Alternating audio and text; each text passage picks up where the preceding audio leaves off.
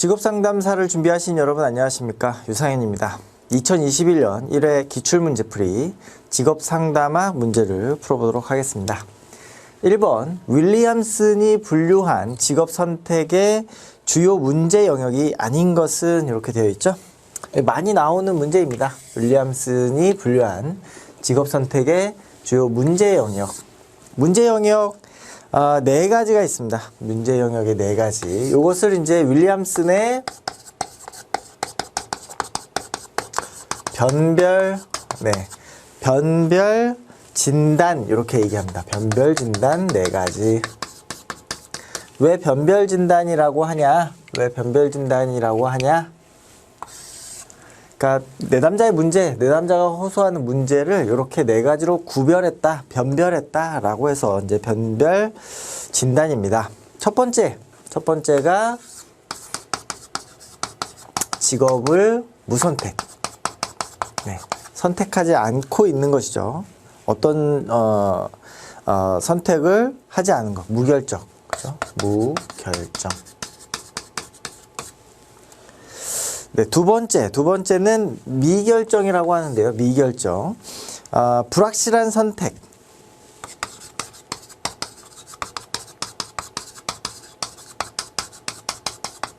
네. 또는 확신이 부족한 것. 이것을 우리가 미결정.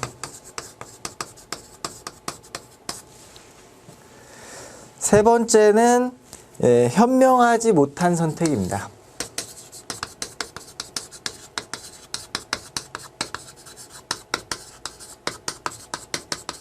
네, 현명하지 못한 선택이라고 하는 것은 적성과 동떨어진 선택을 하는 것이죠. 그러니까 적성을 갖지 못한 선택.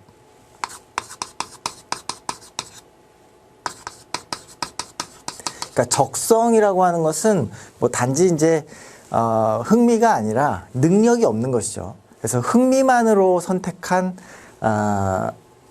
그 직업인 것이죠. 그래서 능력이 없는데 선택을 해가지고 뭔가 현명하지 못했다. 네 번째, 그다음에 적성, 흥미 간의 모순. 모순된 선택이 되겠죠. 불일치.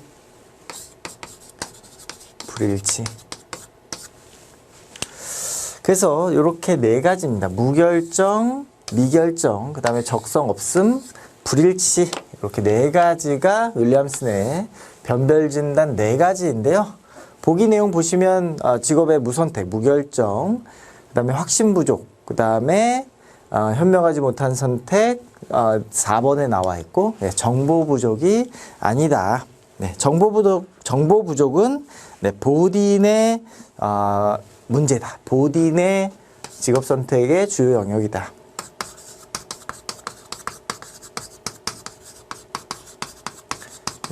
보딘의 문제 분류에 해당하는 것이다. 이렇게 정리하시면 되겠습니다. 다음 문제 보겠습니다. 2번 실존주의 상담에 관한 설명으로 옳은 것은 실존주의 상담이라는 것이 무엇입니까? 실존주의 철학의 배경을 갖고 있는 상담이다. 우리가 이제 뭐 철학적인 상담이다. 이렇게 이제 볼 수 있겠죠. 자, 보기 내용 보시면 1번에 인간은 과거와 환경에 의해 결정되는 것이 아니라 현재의 사고, 감정, 느낌, 행동의 전체성, 그리고 통합. 무엇입니까? 전체성이라고 하는 거 우리가 우리나라 말로 이렇게 번안하기 힘들어서 그대로 독일어를 쓰고 있는 것. 바로 게슈탈트. 게슈탈트 이론에 해당하는 내용이 되겠다. 2번 인간은 자신의 삶 속에서 스스로를 불행하게 만드는 요인이 무엇인가를 이해할 수 있을 뿐만 아니라 자신이 나아갈 방향을 찾고 건설적인 변화를 이끌 수 있다 네, 실존주의 철학과 유사하지만 여기에서 스스로 나아갈 방향을 알고 있다. 이것은 네, 인간중심 상담에서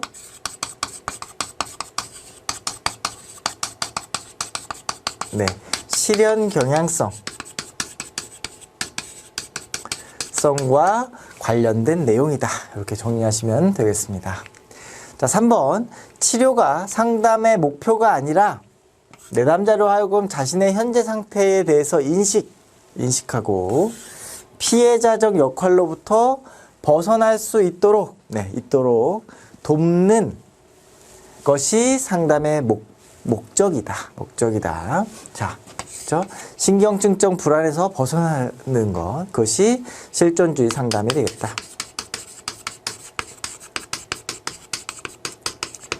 자, 실존주의 상담은 이러한 인식이라는 것, 그래서 지금의 역할로부터 벗어나는 것, 이게 이제 실존주의 상담이다. 4번, 과거 사건에 대한 개인의 지각과 해석이 현재 행동에 어떠한 영향을 미치는가, 그렇죠? 과거의 사건이 현재에 어떻게 영향을 미치는가, 거기에 해석이 있는 것, 바로 정신분석 상담이 되겠습니다. 또는 여기에 이제 개인의 선택과 책임, 삶의 의미, 성공 추구 뭐 이런 것들이 나와 있기 때문에 우리 이제 아들러 심리학 같은 요소들을 같이 이제 개념적으로 설명한 것이다. 그래서 2번의 정답은 3번이 되겠습니다. 다음 문제 보겠습니다. 3번 상담 과정에서 상담자가 내담자에게 질문하는 형식에 관한 설명으로 옳지 않은 것은 질문의 형식입니다. 질문의 형식이 이제 크게 비구조화 또는 구조화, 그 다음에 간접, 직접 여러 가지 형태로 이제 우리가 구분할 수 있는데요. 개방, 폐쇄, 그죠? 뭐 이런 스타일의 질문들을 할 수 있죠. 구조화와 비구조화, 이거는 이제 정해져 있는 것이죠. 정해진 질문. 요거는 정해지지 않은 것이죠. 어떤 무엇을 물어볼 것인지 정해지지가 않았다. 간접이라고 하는 것은 문장 안에 넣어서, 문장 안에 넣어가지고 질문을 하는 형태죠. 뭐 예를 들어가지고 당신이 이렇게 하는 것이 정말로 궁금합니다 라고 하는 거. 그래서 왜 그렇게 했습니까가 아니라 당신의 그런 행동이 무엇을 의미하는지 궁금합니다.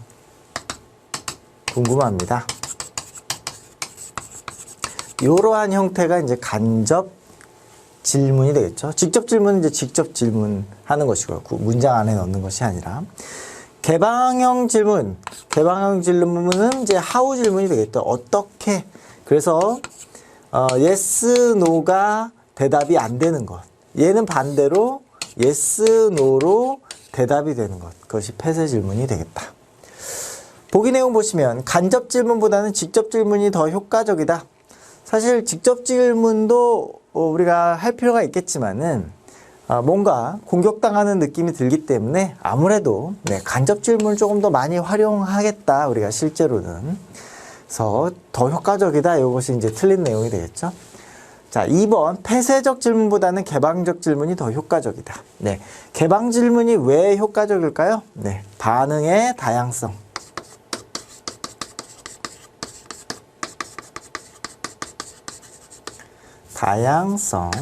또는 독특성. 독특성을 유도하기 때문에 그렇죠.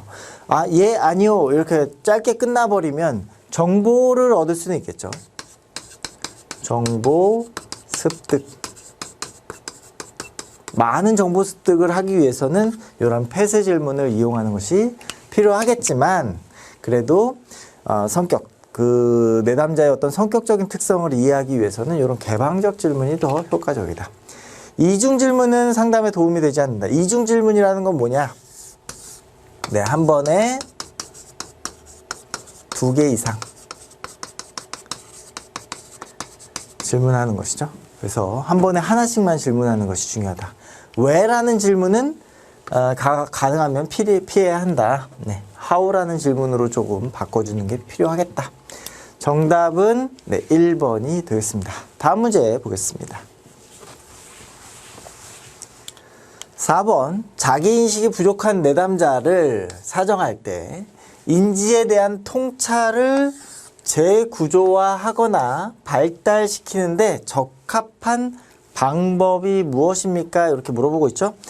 이 질문은 굉장히, 질문 자체가 굉장히 여러 가지 내용들을 여러 가지 의미의 내용들을 같이 이렇게 복합적으로 함축시키고 있어가지고 문제만 보면은 잘 이해할 수 없는데 통찰, 네, 통찰을 위한 방법, 통찰의 효과적인 방법, 네, 요걸 질문하고 있는 것입니다. 네, 통찰을 위해서는 어떤 방법을 좀 쓰면 좋을까라고 하는 것이죠. 요 앞에 이제 자기 인식이 부족하기 때문에 그래요. 자기 인식이 부족하다라는 것은 자기 문제가 뭔지 잘 모른다 이런 내용입니다. 그럴 때 자기 문제가 뭔지를 좀 알게 하려면 어떻게 하는 게 좋겠습니까? 1번, 직면이나 논리적 분석을 해준다. 그죠? 이렇게 직면하거나 논리적 분석을 하게 되면 공격받거나 비난당하는 느낌이 있죠. 그렇기 때문에 좀 불편한 느낌을 가질 수 있어서 좀 조심해야 된다. 이런 것들은. 2번, 불안에 대처하도록 심호흡을 시킨다. 우리가 인지적 통찰을 해야 되는데 심호흡이라고 하는 것은 이제 이완을 하게 하는 것이죠. 그래서 이완 훈련은 네, 정서적인 불안을 우리가 다룰 때 도움이 되지만 통찰과 좀 거리가 멀 수 있겠죠. 3번, 은유나 비유를 사용한다. 네, 요게 이제 정답입니다. 우리가 자기인식이 부족한 내담자에게 은유나 비유를 사용하면 이렇게 공격당하는 불쾌감도 없고 자기를 좀 인식할 수 있게, 그래서 비유를 많이 들어주면서 자기가 처한 그런 상황들을 이해할 수 있게 하면 좋겠습니다. 사고를 재구조한다. 요 1번이나 비슷한 내용이 되겠죠. 그래서 정답은 네, 3번이 되겠습니다. 다음 문제 보겠습니다. 5번, 직업 상담의 기초 기법에 관한 설명입니다. 요 내용은 이제 상담 기초 기법이죠.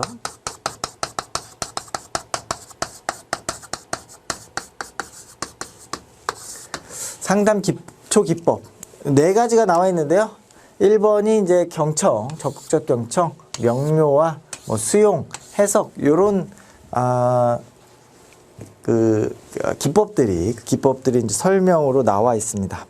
그래서 틀린 내용인데요. 1번, 내담자의 내면적 감정을 반영하는 것으로, 벌써 이제 여기에 반영이라는 단어가 들어가 있죠. 이를 통해서 내담자의 감정을 충분히 이해하고 수용할 수 있다. 네, 경청은 이제 적극적으로 경청한다는 것은 잘 듣고 있다라는 것을 제스처나 어떤 여훈구를 통해서 이제 피드백하는 방법인데, 여기 감정을 반영하는 것이기 때문에 이거는 이제 반영 기법이 되겠습니다. 자, 2번, 내담자의 말 속에 포함되어 있는 불분명한 측면을 상담자가 분명하게 밝히는 것, 명료와 맞는 내용이 되겠고요. 3번, 상담자가 내담자의 이야기에 주의를 집중하고 있고 내담자를 인격적으로 존중하고 있음. 네, 여기에 존중하고 있음. 이걸 보여주는 기법. 바로 수용입니다. 4번, 내담자가 새로운 방식으로 자신의 문제들을 볼 수 있도록 의미를 재설정해 준 것, 설명을 다시 해주는 것이죠. 해석이 되겠습니다. 그래서 정답은 1번이 되겠네요. 다음 문제 보겠습니다.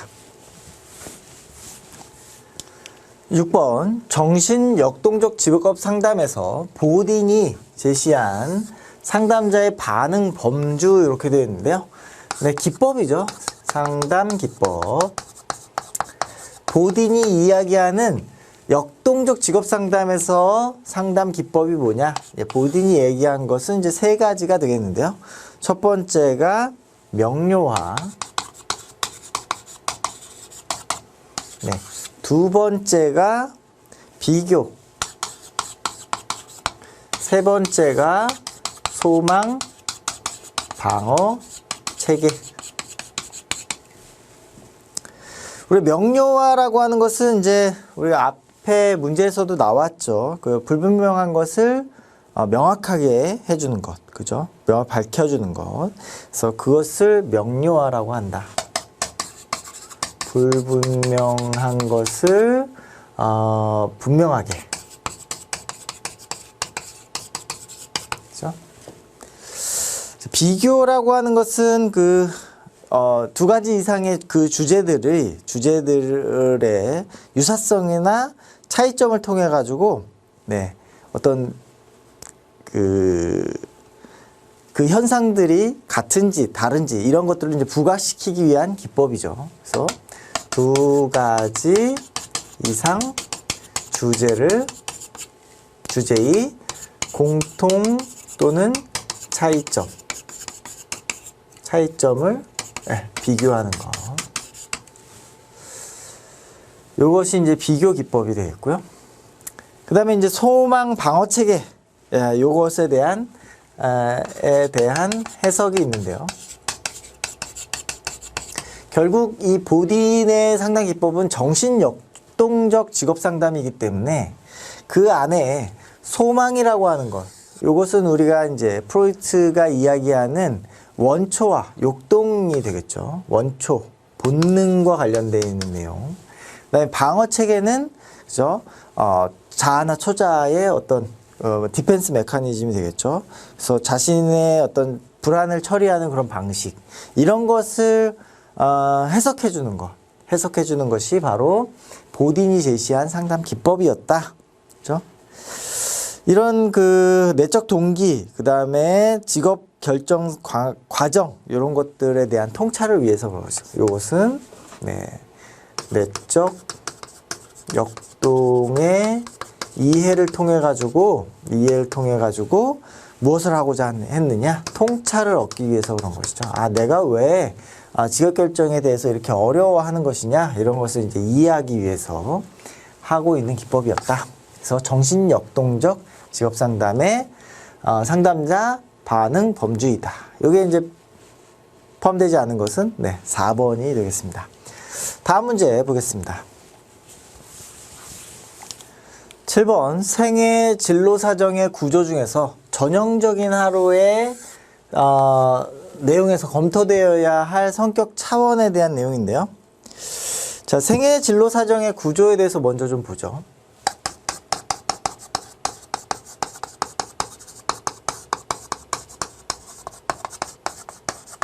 생애 진로 사정의 구조.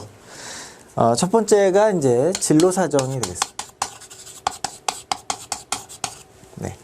진로 사정에서는 개인의 어떤 경험 등을 파악해 가지고 어떤 진로에 어떤 경험들이 있는지를 좀 확인하는 것이죠. 두 번째로 이제 전형적인 하루. 전형적인 하루라는 것은 이제 하루 일과를 전체적으로 이렇게 나열해서 우리가 이제 시간표 정도 같은 거가 되겠죠. 그래서 하루에 언제 일어나고 뭘 했고 어디에 이제 관심을 갖고 있는지 이런 걸 통해 가지고 성격 차원을 검토하게 됩니다. 요거는 개인적 경험. 요거는 이제 성격 차원을 우리가 이해하는 그런 생애 진로 사정의 내용이 되겠죠. 세 번째는 강점과 장애.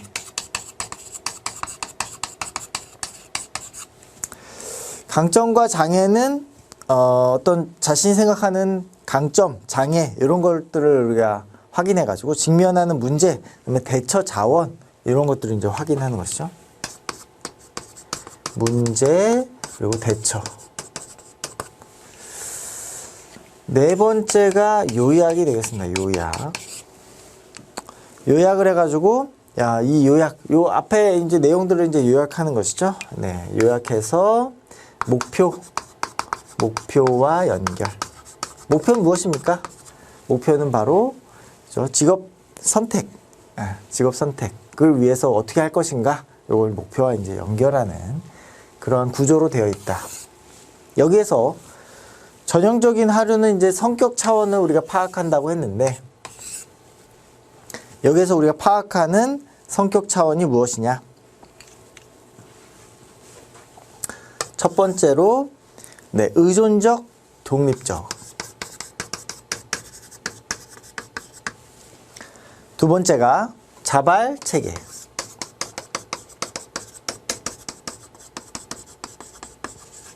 이렇게 이제 두 가지 차원의 성격 차원을 우리가 이해하게 됩니다. 보기 내용 보시면 자, 1번 의존 독립, 그죠? 의존 독립에 관련된 내용이 되겠죠. 2번 판단 인식, 3번 외향 내성, 그다음에 4번 감각 직관 이렇게 되는데, 요거는 이제 여러분들 아시지만 MBTI의 성격 차원이다 이렇게 이제 볼 수 있겠죠. 그래서 7번의 정답은 1번이 되겠습니다. 다음 문제 보겠습니다.